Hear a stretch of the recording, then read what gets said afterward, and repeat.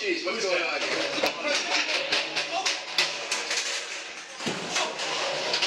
Well, hello, and welcome to the show. Glad you could make it here today. Once again, of course, I'm Vermin Supreme, and these are my guests. Please feel free to introduce yourself. My name's Reed. I'm Trent. We're the Port City Experiment.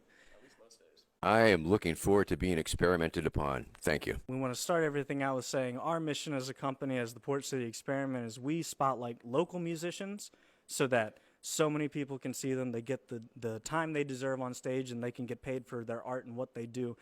And I understand that you used to book underground musicians before your time in politics. That is indeed a true statement, as it states on my Wikipedia, and as we know, Wikipedia don't lie. Nope, never. And yes, in the 1980s, I was living in a mansion, a big old monster mansion of a house with all sorts of roommates and all sorts of artists and all sorts of musicians, and we were collectively known as the Jockey Club because we used to steal jockeys from the suburbs and put them on our lawn, and we used to throw parties. We're here at the Bazaar, and I see all those doors back there, and I'm reminded that at the Jockey Club we actually stripped several abandoned houses of their doors to build a giant funhouse in our basement. Total fire trap. But we used to have these parties, too many bands, too many kegs, and too many people. And we were known for this sort of excitement in our home.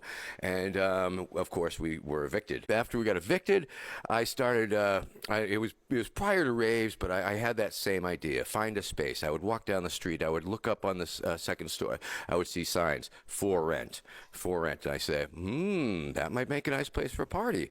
And I would call up that number, and I would say, hi, I'm working with a theatrical company, and well, we need a place to build some sets for a couple days, and so yeah, we'd like to rent that out short term for a couple weeks if we can, and we spend a week cleaning it up and then promoting for the party, and then we throw this party, and that worked very well for quite a while. We had a party in a 3-story concrete parking garage one time, which was just amazing, with, like, once again, too many damn punk rock bands and lots of beer. And it was a crazy thing, but eventually the fire marshal sort of caught on to us and began shutting us down. And we had found this one spot for one of our annual Halloween parties. It was on Reed Street. It was a very cool space. It was it had a fire. And so it had all these cars from the 30s and 40s in it. It was super, super cool. And so we made our pitch, made our offer. It was accepted, so we went ahead and started the advertising thing. There was one hitch. He said, "Oh, that door can't open." And it was a big-ass garage door, and we were just figuring, well, we'll make it open. We'll jack it up some just to have some fire safety consciousness. You want to have some egress. We don't want to get yes, and but we found out that they refused. They didn't want it open. And so that became a point. So we lost that point, so we had to drop back and punt. In the meantime, in Baltimore, back in the day, there was the Marble Bar. Shout out the Marble Bar. Marble Bar. Marble Bar. Marble Bar. Which was an amazing joint that had all sorts of crazy-ass acts over the years. And that was run by Roger and Leslie. Shout out Roger and Leslie. Roger, for sure. And then, unfortunately, Roger died on stage one night, and Leslie kept the bar going for a while, but she got played out on it. So she left the bar, and so the bar was closed. And essentially, it was really one of the only venues in all of Baltimore that was worth anything in terms of alternative culture. So it was the Congress Hotel. It was this Fleabag single-room occupancy joint. Lots of junkies, lots of whores. It was just a beautiful rundown joint. And when we lost the ability to use this parking garage that we were having this party that we had advertised, I said, well, maybe we can have it in the Marble Bar. So I went there, talked to the guy, Bob, total nasty sleaze bag of a motherfucker. But when the dollar signs popped up in his eyes, and he said we made a deal, and we had a great party, and we had a trolley that took people from the other place to that place. Beautiful party. And so I was doing bookings and promotions at the Marble Bar and Vermin Supreme's fabulous Galaxy Lounge, which was upstairs, and started booking them. And it was the only venue in town for local independent original music. There was some other places for some cover bands, but we were running it. I didn't have no money, so I couldn't make guarantees for regional or touring acts. But yeah, that's But that it was the aligns with our place. mission. What Yes. we do, we want to spotlight these people. Yes. And just We had touching on poetry that. night. We had Grateful night? Dead night. Poultry night. Yeah, Like- so we had chicken. No, poetry. The accent. I'm sorry. Poultry night would be. Poultry night would be very exciting also. I mean, if you want to work on that, we could work. Sure. Yeah, And just a bunch of chicken. and I think that Halloween party we had a real live dog act. And in Baltimore, there was a few dog acts still there, and they were well worth the money. If you ever have the opportunity to hire a dog act, do it. Okay. Seeing those little dogs dance around in the tutus and do the tricks. we should definitely look into Boom. that. Look into We should that. absolutely look into that. Look into that. It's a dying art. Bad ideas around. Yeah. Hey. Actually, this is the bar czar. Hey, have you ever had any dog acts here, just out of curiosity? Not yet. Okay.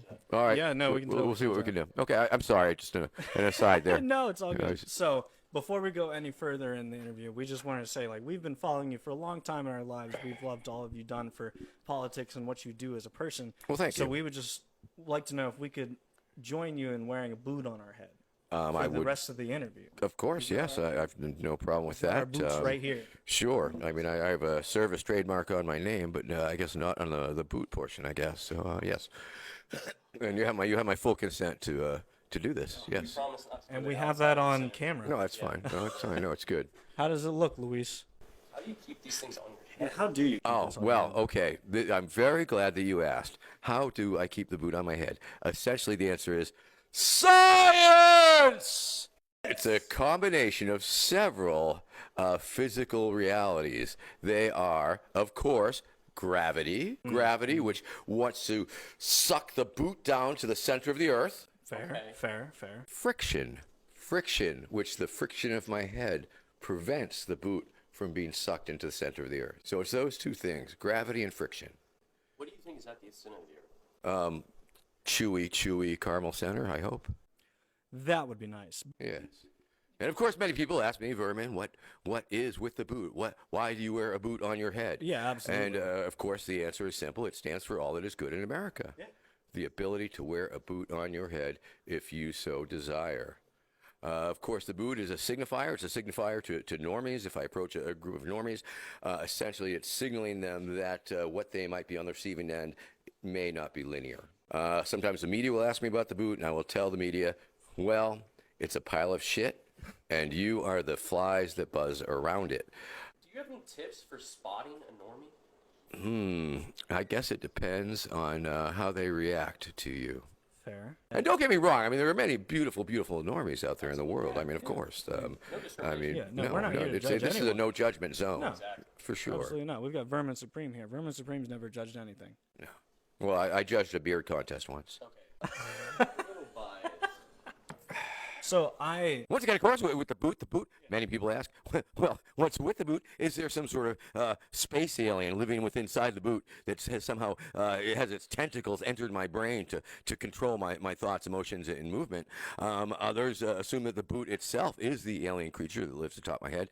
And others yet still believe that it's some sort of rat like Ratatouille. Perhaps you've seen that, Remy? that documentary. Remy? Yes. Yeah, it was my favorite documentary. Yeah. And of course, if you take my picture, any place, anytime, anywhere, any situation, and you show it to some kid and say, kid, what's wrong with this picture? Kid's going to say, guy's got a boot on his head. So there is fair. that part of it. Seems fair. Mic number 2 acting up. Okay, that's Trent's mic. Unplug Okay. it, plug it back. Thank you. Thank you in the studio. Thank you. Yeah, thank you to our live audience. If we didn't have you, we wouldn't be alive. Congress does not like serial bombers. Right. Or boots. So Trent, Unless it's them doing it overseas. We touched on the wonderful Wikipedia earlier. Donate if you can. donate to Wikipedia. Yes. Going to Wikipedia, Vermin, I just had a question. It says you were born in 1960 or 1961. That is correct. I just wanted to ask, would you say life was better the first or second time around? Still feeling that out. Life gets a little confusing at times, keeping track of it all. I do have a gentleman who has been working on it for a little too long, but he's been working on it. Vermin Supreme, Choose Your Own Adventure book. Oh my. Ooh. I would like to go pre-order for that. link. And of It's course, I fine. would like to put a plug in for my own Plug book, all your shit. Plug all your shit. iPony, Blueprint for a New America. It is a book about the future long after a Vermin Supreme presidency, after everyone has their ponies, after zombie power fuels the nation, after the secret dental police have set up checkpoints every couple hundred yards. It is a warning from the people of the future to you, the people of their past, your present, that Vermin Supreme is a madman and must be stopped. Well, we're certainly not going to stop you. Brush your fucking teeth. Gingivitis has been eroding the gum line of this great nation of ours for long enough and must be stopped. It must be stopped. It's just a control mechanism to keep all of us down. Touching on your presentation later, we heard you have a movie coming out. Could you tell people what can we expect? Well, actually, it's this evening's presentation will include the opportunity to watch one of my documentaries. I have actually 3 documentaries under my belt. Of course, the first one was Vote Jesus. Then, of course, there is the Who is Vermin Supreme, which was Absolutely, a documentary in. We've both seen. You've seen that, and that's available on the YouTube. That's on the YouTube. So anybody watching this on YouTube, you can just type in An Outsider Odyssey. Because if you type in Who is Vermin Supreme, you'll get a whole bunch of garbage. But if you want to see the movie, the free movie on YouTube, Vermin Supreme and Outsider Odyssey. Now, the other movie that I will offer, because I like to give the audience the opportunity to choose which one they might want to see, is Rod Webber's 2016 documentary based on my 2016 campaign called This is Vermin Supreme. So that is actually a sequel to Who is Vermin Supreme? Now, if you want to watch the movie Was That Vermin Supreme? That was not a documentary. That's more of a crazy ass art film. That's really trippy, and but you can that one is also on YouTube. John Hartman. So I've been Shout out John Hartman. By the way. Yes, I mean I've been very blessed to work with a number of various documentarians and film people and indie media people over the years. During my meme-versary that I had last year when I was a meme for 10 years, we had a chance to sit back and talk to a number of these people who documented various phases of my existence. You know, the boot's been on you through almost every political journey you've been through. If the boot could talk, and if the boot could tell the people its favorite experience it's had with you on the political road, what story would it tell?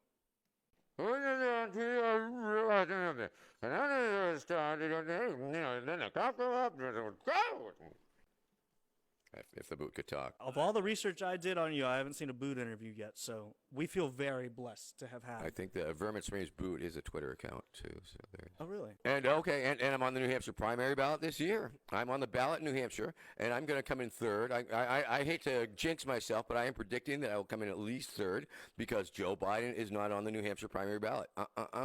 But I am. And Dean Phillips, you know, he's spending a lot of money up there, so I think he'll do okay.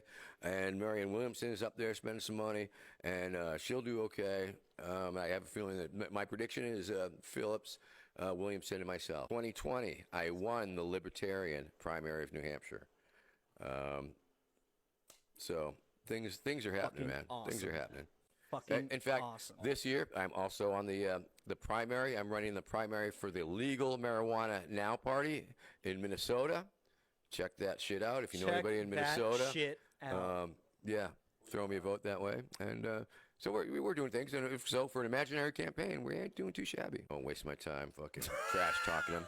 See, we don't have the art to the boot yet. You know, we're still learning. I mean, I think glue could probably work. I mean, for beginners, you might want to try some shoe glue. I hear it's very good. Yeah, so we'll hold it to your head really, really good. It is truly just amazing that you're even in Wilmington. And once thank you. Once we figured the thing out is, that it's like, you know, I was in Chesapeake the other night, and there's like 4 punk rock bands opening up for me, and I'm like, holy crap. I mean, they're all going to be moshing and throwing into each other and all this high-energy punk rock music, and then old Grandpa Vermin's going to like, hey, kids, how you doing? And I just wasn't sure how it was going to fly, but... Well, no, as soon as we learned that you kind of started in the same way that we did of like wanting to put on these shows and put on all of these local musicians that have a lot of art and talent to give the community. Oh, yeah. We knew we needed to talk to you because that's just as important as what you're trying to preach to the and people. once again, ultimately, what has allowed me to be me at this point was just an ongoing series of building blocks of skill set. The people really have to know. Fuck, marry, kill. Donald Trump, Nancy Pelosi, Ted Cruz. Yes. Pan over the bottom. Happening. Oh, gee.